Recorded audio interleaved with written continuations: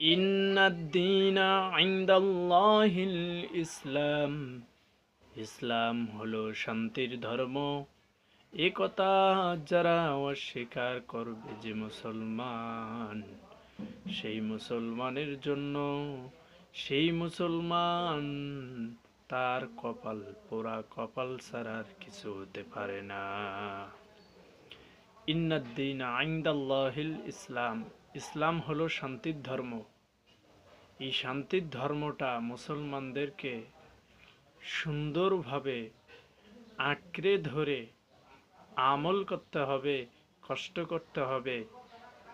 দুনিয়ায় যত কষ্টই করো না কেন, আল্লাহ তোমার সফলতা দান করবে।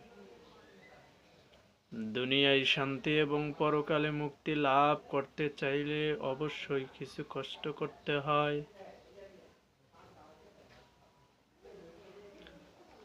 আল্লাহ রাব্বুল আলামিন কোরআন কারীমের মধ্যে বলেন, ওয়ালাউলা ফাদলুল্লাহি আলাইকুম ওয়া রাহমাতুহু লাত্তাবা'তুমুশ শাইতানা ইল্লা কালিলা।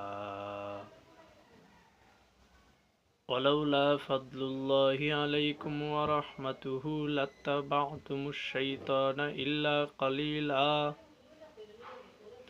আল্লাহ তাআলার পক্ষ থেকে যদি তোমাদের উপর কোনো রহমত না আসতো, তাহলে কিছু মানুষ ছাড়া সকলেই শয়তানের পদক্ষ অনুসরণ করত। আল্লাহ তাআলার পক্ষ থেকে অবশ্যই রহমত আছে আমাদের উপর। আর রহমত যদি না থাকতো, তাহলে কিছু মানুষ ছাড়া সবাই শয়তানের পদক্ষ অনুসরণ করত। রহমত আছে বলেই বর্তমানে দেখি কেউ নামাজ পড়ে, কেউ আবার পড়ে না, ঠিক কি না?